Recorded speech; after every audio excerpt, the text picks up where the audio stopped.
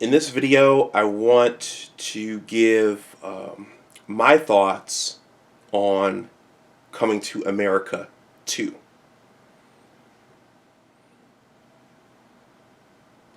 Welcome back to my channel. My name is Dr. Anwar Yusuf Dunbar, and this is Big Discussions 76, Entertainment and Media. First of all, please like this video, please share it, and please subscribe to my channel. Well, I just wanted to record a short review of Eddie Murphy's most recent film, Coming to America 2, which is the sequel to the film from the 1980s, Coming to America. There's been a lot of reaction to it on social media since it was released on Amazon Prime last week. I got to watch it. I don't feel compelled to watch it a second time. But I just want to capture a few of my thoughts on the movie. So this is going to be a short video, and all of this is going to be off the top of my head as well. So I don't have any written down points here. So let's see what happens. And yeah, so I'm definitely trying to catch the algorithm as people are talking about it, and it was recently released.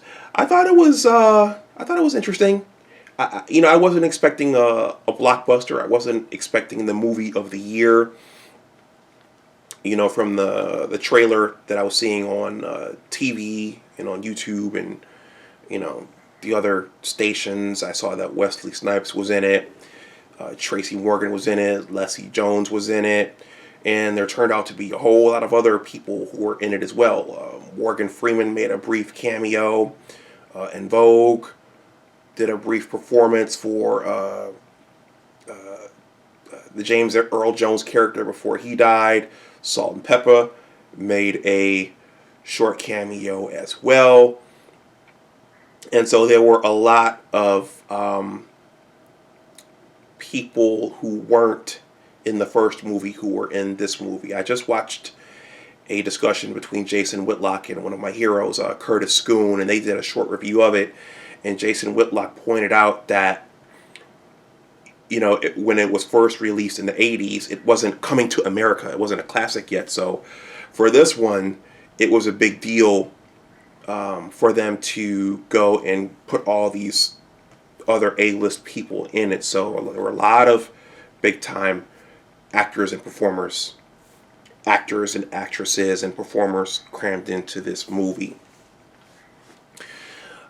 Let's see. So they brought pretty much everyone back from the first movie except for Eric LaSalle, who had the Jerry curl and the soul glow in the first movie, but they brought the barbershop guys back. And it did occur to me, how are these guys still alive after all this time? Is 30 years later, or at least 20 years later. Who else was in this? Louis, or is his name Louis? There was a chubby white fella who worked at McDowell's, so he made a brief cameo in it. And I was happy to see Sherry Headley. She's still kicking. So she reprised her role as Lisa, and Sherry Headley, she still looks good. So in terms of the story, I don't want to make this video too long. I thought it was interesting that to me, there were several parallels to Black Panther, and some reviews and critiques of the movie said that Eddie was in large part trying to, or whoever produced and wrote the movie, they were reacting to Black Panther and Wakanda and T'Challa and King T'Chaka and those kinds of things. So some of it very much felt like that. I thought it was interesting that Akeem had 3 daughters, and so they wrote it up so that he needed a male heir to the throne, and he didn't have one initially through his marriage to Queen Lisa, or I guess Princess Lisa, because he ascended to the king after his father died, James Earl Jones, but he didn't have a son. And the way they wrote it up, he had a son in the United States that he had to go find, but it was he was born from a baby mama played by Leslie Jones, of all people. So you kind of had this.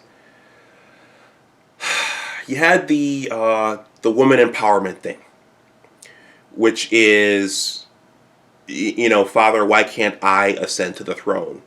Why does it have to be a man? Why does it have to be a boy?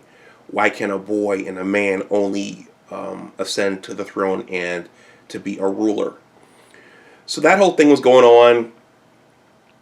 You had the female warrior thing going on, like the Dora Milaje from Black Panther, and the son, he returns to Zamunda and he gets trained up, but at the end, and these are all spoilers in case you haven't seen it, but at the end, he gets made an ambassador instead of the heir to the throne. So it was more of, they say that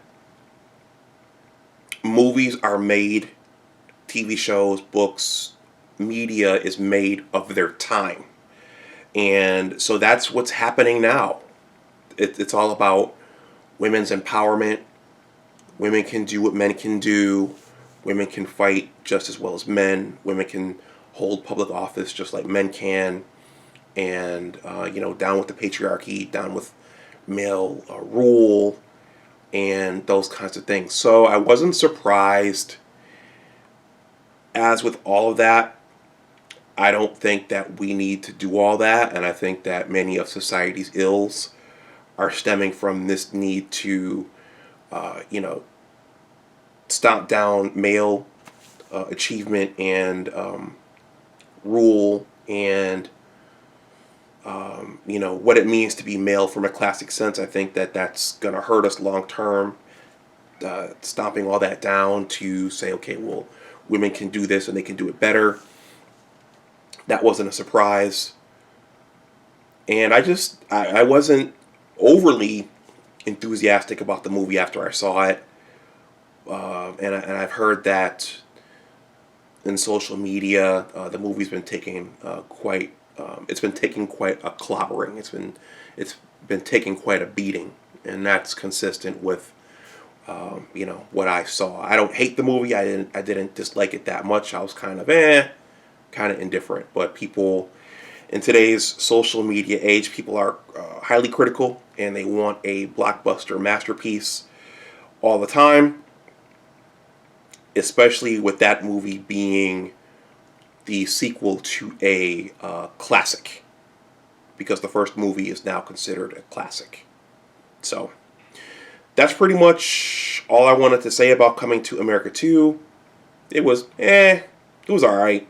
Wasn't great. It was in large part a social commentary, or should I say it was influenced by the social narratives of 2021 and these times. And going back to what I said about female empowerment, I'm not against female empowerment, but I think there is something to be said for respecting the natural order and the way things were. So, there are costs and unintended consequences for turning things completely over on their head. That's what I was trying to say. In any case, let me know what you think about Coming to America 2.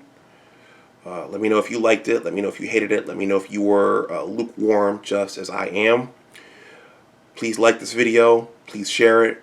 And please subscribe to my channel. And as always, remember that your attitude determines your altitude. Take care, and I'll talk to you the next time. Bye-bye.